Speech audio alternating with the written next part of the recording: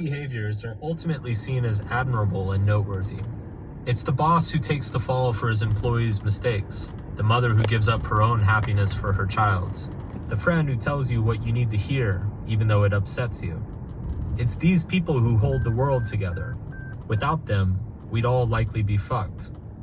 It's no coincidence, then, that all the world's great religions push people toward these unconditional values, whether it's the unconditional forgiveness of Jesus Christ, or the noble eightfold path of the Buddha, or the perfect justice of Muhammad.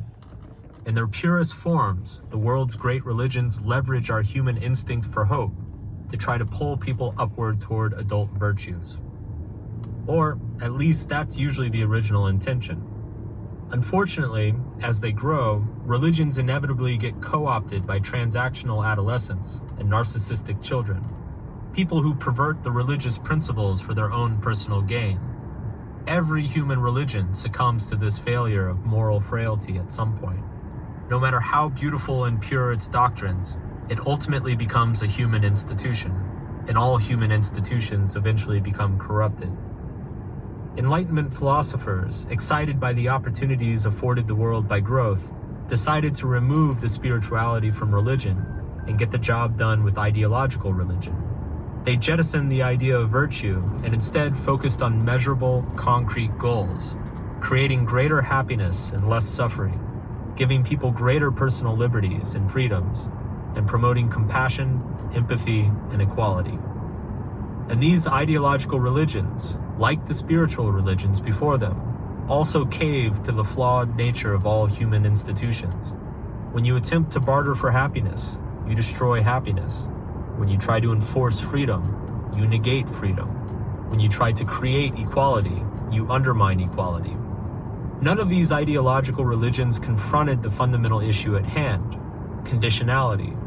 They either didn't admit to or didn't deal with the fact that whatever you make your God value, you will always be willing, at some point, to bargain away human life in order to get closer to it.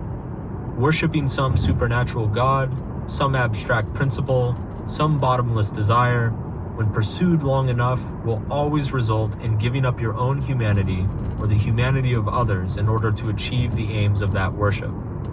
And what was supposed to save you from suffering then plunges you back into suffering. The cycle of hope destruction begins anew. And this is where Kant comes in. The one rule for life. Early in his life, Kant understood the whack-a-mole game of maintaining hope in the face of the uncomfortable truth. And like everyone who becomes aware of this cruel cosmic game, he despaired. But he refused to accept the game. He refused to believe that there was no inherent value in existence. He refused to believe that we are forever cursed to conjure stories to give our lives an arbitrary sense of meaning. So, he set out to use his big bicep thinking brain to figure out what value without hope would look like. Kant started with a simple observation. In all the universe, there is only one thing that, from what we can tell, is completely scarce and unique: consciousness. To Kant, the only thing that distinguishes us from the rest of the matter in the universe is our ability to reason. We're able to take the world around us and through reasoning and will improve upon it. This, to him, was special, exceedingly special, a miracle almost. Because for everything in the infinite span of existence, we are the only thing that we know of that can actually direct existence. In the known cosmos, we are the only sources of ingenuity and creativity. We are the only ones who can direct our own fate. We are the only ones who are self-aware. And for all we know, we are the only shot the universe has at intelligent self-organization. Therefore, Kant cleverly deduced that logically, the supreme value in the universe is the thing that conceives of value itself. The only true meaning in existence is the ability to form meaning. The only importance is the thing that decides importance. And this ability to choose meaning, to imagine importance, to invent purpose, is the only force in the known universe that can propagate itself, that can spread its intelligence and generate greater and greater levels of organization throughout the cosmos.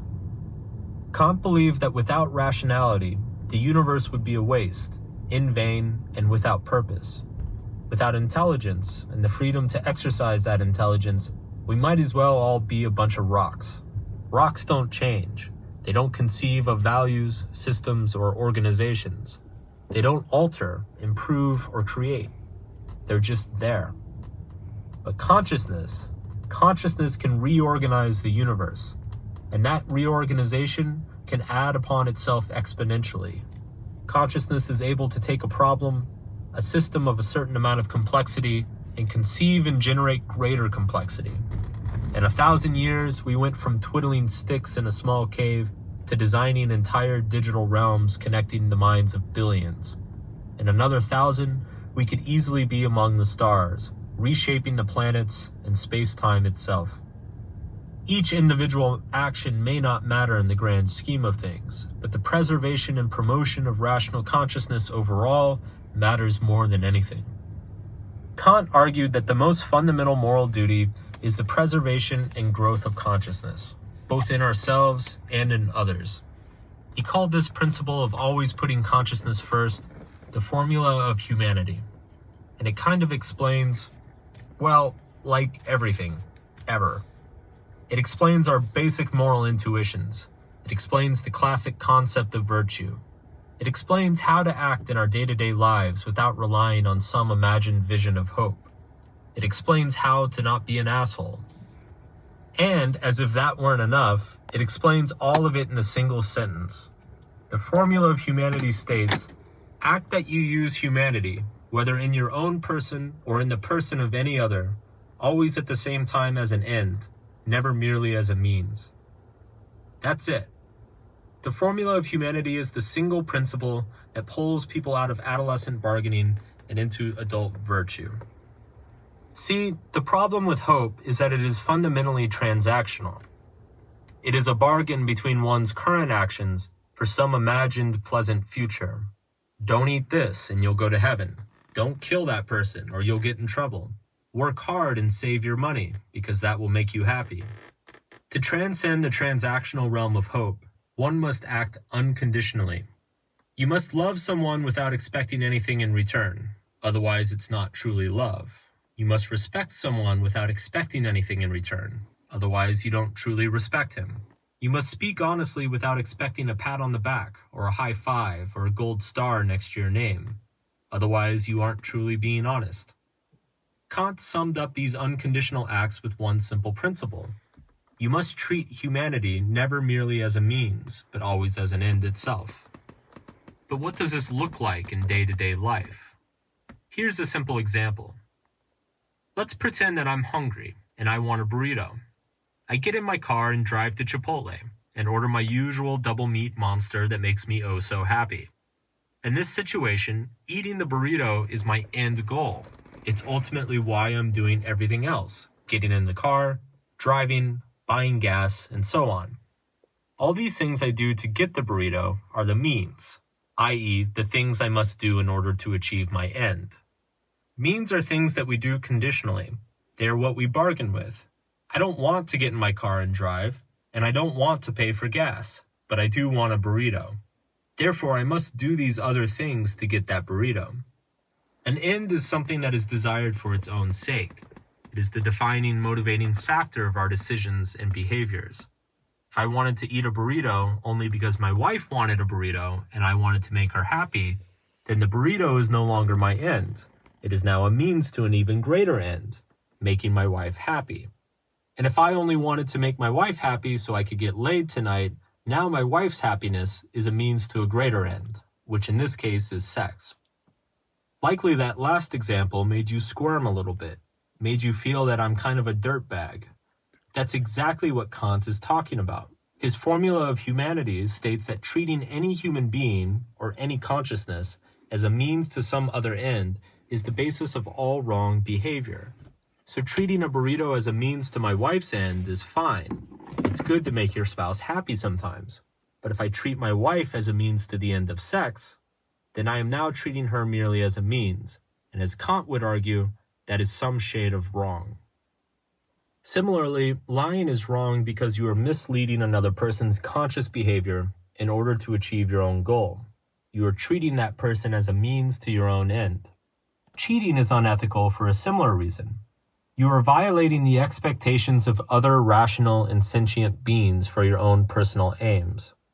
You are treating everyone else who is taking the same test or following the same rules as a means to your own personal end. Violence, same deal. You are treating another person as a means to some greater political or personal end. Bad, reader, bad. Kant's formula of humanity doesn't only describe our moral intuition into what's wrong, it also explains the adult virtues, those actions and behaviors that are good for their own sake. Honesty is good in and of itself because it's the only form of communication that doesn't treat people merely as a means. Courage is good in and of itself because to fail to act is to treat either yourself or others as a means to the end of quelling your fear.